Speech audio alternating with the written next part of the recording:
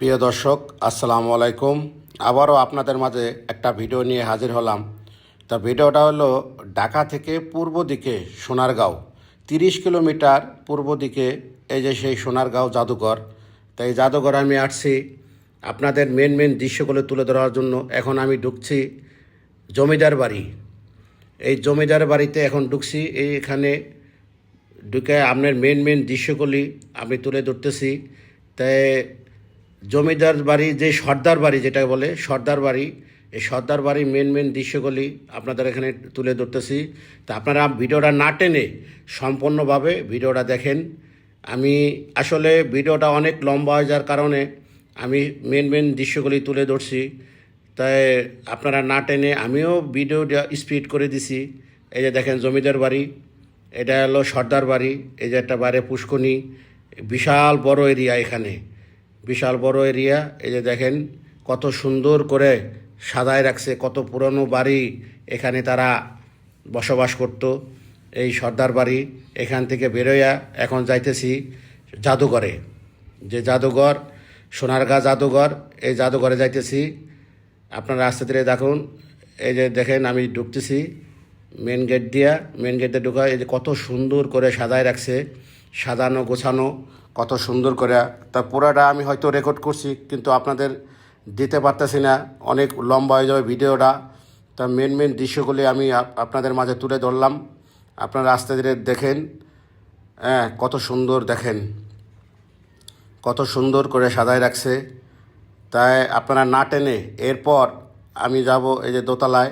এই দোতলায় আইছি, দোতলা থেকে এখন দেখেন কত সুন্দর করে রেকর্ড করছি আমি। দেখেন আসলে আপনারা চলে আসবেন ঢাকা থেকে পূর্ব দিকে সোনারগাঁও, সোনারগাঁও জাদুঘর, যে মুরগাপাড়া নেমে আপনারা ওখান থেকে যে কোনো একটা লোকের কাছে জিজ্ঞেস করলেই হবে যে আমি সোনারগাঁও জাদুঘর যাব।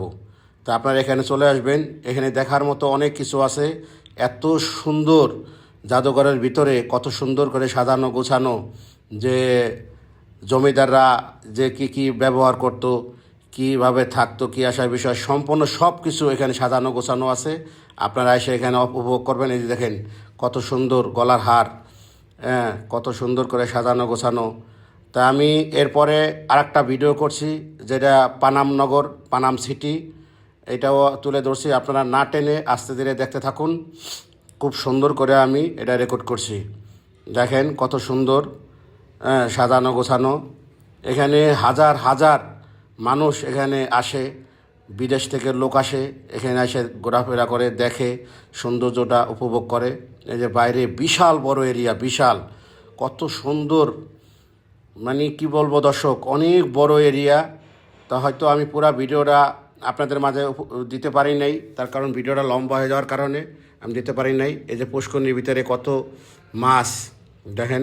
এই যে সেই বাড়িটা, বাড়িটা কত সুন্দর। বাড়িটার পরে এই যে আবার মেন গেটের সাথেই মেলা, মানে মেলা বলতে এখানে সব সময়ের জন্যই থাকে এখানে। এরপরে আমি যাইতেছি এই পানামনগর, পানামনগরের গেট, এই যেটা এখানে, এই যে পানামনগরের যে এই যে ছবিটা দিয়েছি, এই ছবিটা অবশ্যই পড়বেন। হ্যাঁ, হাজার বছরের প্রাচীন নগর সুবর্ণগ্রাম ছিল বাংলার অন্যতম রাজধানী। হ্যাঁ, নদীবন্দর এলাকা সোনারগাঁও প্রাচীন সুবর্ণগ্রামে ঐতিহাসিক বলে। এটা আসলে এই পানাম নগরই ছিল ঢাকা সিটি হওয়ার আগে। এই পানাম সিটি যেটা আমরা জানি বুঝি, পানাম নগর, এইটাই সেই পানাম নগর। আপনারা দেখেন এখানে 52টি স্থাপনা রয়েছে, 52টি বিল্ডিং। এখানে 52টি বিল্ডিং রয়েছে। এই 52টি বিল্ডিংয়ের ভিতরে কি পুরনো, এই হাজার বছর আগের সেই বিল্ডিং, সে এখনও আছে, দেখার মতো এত সুন্দর লাগে। এই 52টি বিল্ডিং নিয়ে একটা সিটি ছিল তখন। 1305 বঙ্গাব্দে নির্মাণিত নেহারিকা ভুবন। এটা আসলে জমিদাররা, এটা তারাই বলতে পারবে কিভাবে এটা কি ছিল। তারপর আমি এখানে একটা ছবি দেওয়া আছে, ওখানে বিস্তারিত লেখা আছে কিভাবে কি হয়েছে, কি আসার বিষয়। হয়তো আমি সব কথা বলতে পারলাম না ভিডিওর মাধ্যমে, শর্ট ভিডিও। তারপর আপনারা ওখানে পড়ে আপনি জানতে পারবেন এই পানামনগর, পানাম সিটি কি কি আসার বিষয়, সম্পূর্ণ সব কিছু ওখানে লেখা আছে। তা আমি এখানে আস্তে ধীরে করে আমি যে কিছু ভিডিও করছি এই ভিডিওটাই আপনাদের মাঝে তুলে ধরলাম। আপনারা আস্তে ধীরে দেখেন, না টেনে আপনারা আস্তে ধীরে দেখতে থাকুন। আর বিশেষ করে আমি এত কষ্ট করে এই ভিডিওটা করছি, যদি আপনাদের কাছে একটু বিন্দু পরিমাণ ভালো লেগে থাকে তাহলে অবশ্যই আপনাদের কাছে অনুরোধ, আমার এই ভিডিওটা আর একটা ভাইকে আর একটা বোনকে দেখার সুযোগ করে দেবেন, জানি তারা দেখতে পারে। বেশি বেশি করে আমার এই ভিডিওটা প্লিজ একটু শেয়ার করে দেবেন, জানি আর একটা লোক আমার এই ভিডিওটা দেখতে পারে। আমি সম্পূর্ণভাবে রেকর্ড করছি, কিন্তু আমি সম্পূর্ণভাবে দিতে পারি নাই, তাই মেন দৃশ্যগুলি আপনাদের কাছে উপস্থাপনা করলাম। আপনারা সুন্দরভাবে না টেনে আপনারা এই ভিডিওটা দেখেন, এটাই আপনাদের কাছে অনুরোধ। আর এই যে দেখেন, তার বাইরেও কত সুন্দর এখানে আসবাবপত্র আছে, মেলা বইছে, এখানে সব কিছু কিনতে পারবেন, দেখতে পারবেন। এই কামনা করে আমার এই ছোট্ট ভিডিওটি এখানেই শেষ করলাম। আল্লাহ হাফেজ।